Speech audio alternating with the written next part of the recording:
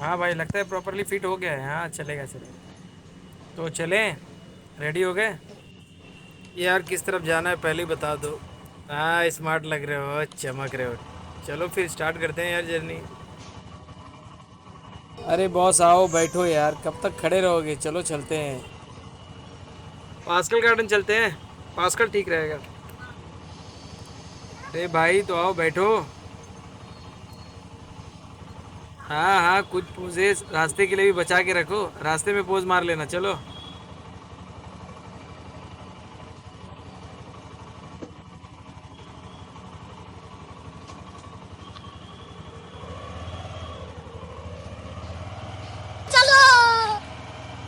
Motorcycle रखना भी एक बहुत बड़ी मुसीबत है। ना रहे तो परेशानी, रहे तो परेशानी। नहीं रहेगी तो उसकी कमी खलती है, और आ जाएगी तो उसकी मेंटेनेंस की हमेशा परेशानी में ही रह जाते हैं आप लोग। अब सबसे बड़ी परेशानी यही रह गई कि मैंने अभी कुछ ही दिन पहले होंडा से सर्विस करवाई है, और वो सर्विस करवाने के बावजूद भी मुझे फिर से अपनी बाइक की सर्विस खुद करनी पड़ रही है। इसीलिए मैं और मेरे फ्रेंड यहाँ पे आए थे, क्योंकि मैं जिस जगह पे रहता हूँ वहाँ पे बाइक को ठीक तरीके से खड़ी करने की तो जगह है ही नहीं। तो बाइक को मेंटेन करना, उसकी सर्विस करना, ये पॉसिबल नहीं होता। इसलिए काफ़ी दूसरे जगहों पर जा जाकर हमें ये करना पड़ता है। अब रही बात ये सोचने की कि होंडा के सर्विस सेंटर में जाकर अपनी बाइक को सर्विस करवाने के बावजूद भी मैं अपनी बाइक को खुद से क्यों सर्विस कर रहा हूँ, तो ये बात के लिए मुझे काफ़ी पीछे जाना होगा। क्योंकि कुछ समय पहले मैंने अपनी बाइक की सर्विस अपने यहाँ की लोकल मैकेनिक से करवाई थी, क्योंकि मेरी 2 फ्री की सर्विस जो होंडा की तरफ से मिली थी, जैसे होंडा की तरफ से मुझे 3 सर्विस मिली थी, तो मैंने 2 फ्री की सर्विस वहाँ से यूज़ कर ली थी। जो तीसरी वाली सर्विस थी वो मैंने होंडा की तरफ से नहीं करवाई, क्योंकि मुझे इसके पहले की 2 सर्विस कुछ अच्छी नहीं लगी। अब क्योंकि वारंटी पीरियड का टाइम होता है, इसी मजबूरी में मैंने होंडा की सर्विस में जाके अपनी 2 सर्विस भी करवा ली। और जब मैंने अपनी तीसरी सर्विस अपने यहाँ के किसी लोकल मैकेनिक से करवाई, तो वो भी मुझे कुछ ज़्यादा अच्छी नहीं लगी, क्योंकि उनका भी काम सो था, मतलब ऊपर ऊपर से ही काम हुआ।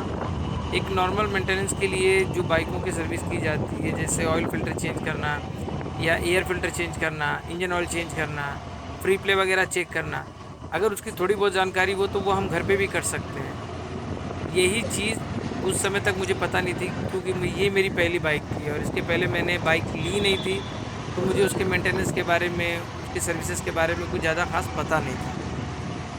अब रही बात, फिर से टॉपिक पे आते हैं, तो कुछ समय पहले मेरी बाइक में एक इशू हो गया था, जिसमें मैं अपनी बाइक को अगर किसी खड्डे में या किसी अनइवन सरफेस पे चलाता हूँ, या ऑफ रोडिंग जैसा कोई सरफेस मिल जाए वहाँ पे चलाता हूँ, तो अक्सर बाइक में कुछ झटके लगते थे, जिसकी वजह से मेरी बाइक ऑन द स्पॉट वहीं पे ऑफ हो जाती थी, बंद हो जाती थी।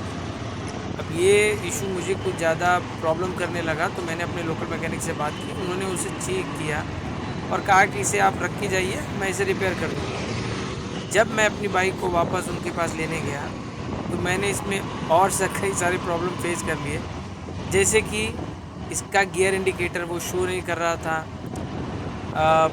साइड स्टैंड अगर डाउन है और वो भी न्यूट्रल पे, तो भी मुझे क्लच दबा के गाड़ी को स्टार्ट करनी पड़ रही थी, क्योंकि बिना क्लच दबाए गाड़ी स्टार्ट नहीं हो रही थी, क्योंकि न्यूट्रल पे ऐसा अमूमन नहीं होता है। न्यूट्रल पे बिना क्लच दबाए आप गाड़ी को स्टार्ट कर सकते हैं। अब ये प्रॉब्लम जब मैंने अपने लोकल मैकेनिक को बताया, तो उन्होंने मुझे रेफ़र कहा नहीं, मुझसे तो नहीं हो पाएगा, आप एक काम कीजिए, आप अब सर्विस सेंटर विज़िट कीजिए। मैंने सोचा चलो मैं अपने यहाँ के 2-3 और मैकेनिक्स हैं, उनसे बात करता हूँ। अब मैं जब उनके पास भी गया, तो उन्होंने मुझे अलग अलग इशू बताए, जैसे किसी ने कहा कि चूहे ने मेरे बाइक के तार को उतर दिए होंगे, जिस वजह से ऐसा प्रॉब्लम हो रहा है, बाइक की वायरिंग फॉल्टी होगी।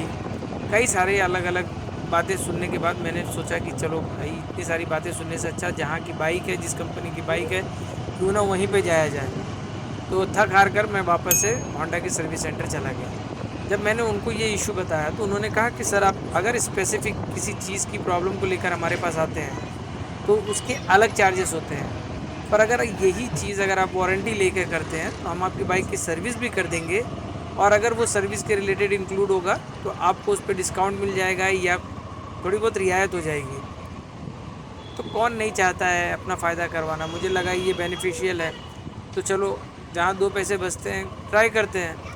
मैंने भी उनकी एक एएमसी कहते हैं सर्विस ले ली, और वो सर्विस लेने के बाद जब मैं सर्विस करवाने उनके पास पहुंचा, मैं उस दिन इतना पछता रहा था, क्योंकि पहली बात तो ये जो होंडा का सर्विस स्टेशन है या जो सर्विस सेंटर है, ये कुर्ला में है, मुंबई के कुर्ला इलाके में। और वहाँ पे जाने के बाद पहले तो वहाँ की जो रिसेप्शन पे बैठते हैं या जो भी स्टाफ है, उन्हें अपने कस्टमर से बात करना नहीं आता है। वो प्रॉपरली ना बात करते हैं, ना आपकी प्रॉब्लम को ध्यान से सुनते हैं। सिर्फ अपनी बातें आपके सामने रख कर आपकी बाइक ले जाएंगी, जैसी मन चाहे उस तरीके से सर्विस करेंगे। जैसे मेरी बाइक उन्होंने सर्विस करने के लिए गए, ना एयर फ़िल्टर चेक किया, ना ऑयल फ़िल्टर चेक किया, सीधे इंजन ऑयल डाल दिया। इंजन ऑयल डालने के बाद मेरी बाइक को हल्की सी वॉशिंग करके मेरे हवाले कर दी गई। अब मैं वहाँ पे अपनी चौथी सर्विस के लिए गया था, जहाँ पे ब्रेक पैड्स को भी देखना था, इंजन ऑयल के साथ साथ मुझे ऑयल फ़िल्टर को भी चेंज करवाना ही था, क्योंकि मेरी सर्विस में भी काफ़ी लंबा समय बीत गया था। 1 साल के बीच का गैप था उसके बीच में। जब मैंने उनकी यह हालत देखी, मुझे इतना गुस्सा आया, मैं अपने आप पे गुस्सा कर पाया, उनके ऊपर मैं क्या करता। मैं वहाँ से चुपचाप चला आया। तो मुझे लगा कि कहीं ना कहीं मुझे ये बातें और लोगों तक पहुँचानी चाहिए, और मैं चाहता हूँ कि ये पहुँचे, ताकि जो लोग भी मेरी तरह वहाँ पे अपनी बाइक के साथ वहाँ पे जाते हैं, क्योंकि बाइक हमारी जो होती है, कहीं ना कहीं हम उससे इमोशनली इतना अटैच हो जाते हैं, उसके साथ हमारी फीलिंग्स जुड़ जाती हैं। और जब हम वहाँ पे जाते हैं तो हम कुछ बेटरमेंट के लिए जाते हैं, मतलब हमारी जो चीज़ है उसकी हम बेहतरी के लिए जाते हैं। वहाँ पे जाने के बाद अगर वही ख़राब हो जाए और बिगड़ जाए, तो फिर हम कहाँ जाएंगे? जब कंपनी धोखा देने लगे तो फिर कहाँ जाएं हम? तो अगर मेरी बात ये किसी तरीके से अगर कुर्ला सर्विस सेंटर मोटरसाइकिल के होंडा वाले उनके पास अगर पहुंच जाए तो बहुत अच्छा रहेगा। और बाकी भी जो सर्विस स्टेशन है या जो भी सर्विस सेंटर वाले हैं, अगर वो भी सुन रहे हैं, तो मैं यही रिक्वेस्ट करूँगा, प्लीज़ आप अपने कस्टमर को समझिए, उनकी फीलिंग्स को समझिए। एक बाइक उनके लिए सिर्फ एक साधन नहीं है, उनकी फीलिंग्स भी उससे जुड़ जाती है। और ये बात करते करते पास्कल गार्डन भी पहुंच गया मैं। चलिए, तो यहाँ पे अपनी वीडियो को मैं अब बंद करता हूँ। रही बात, अगर आप लोगों ने मेरी इन बातों को सुना है तो आप लोगों का बहुत बहुत धन्यवाद। और प्लीज़ ऐसे ही प्यार दीजिएगा, सपोर्ट करते रहिएगा। Thank you.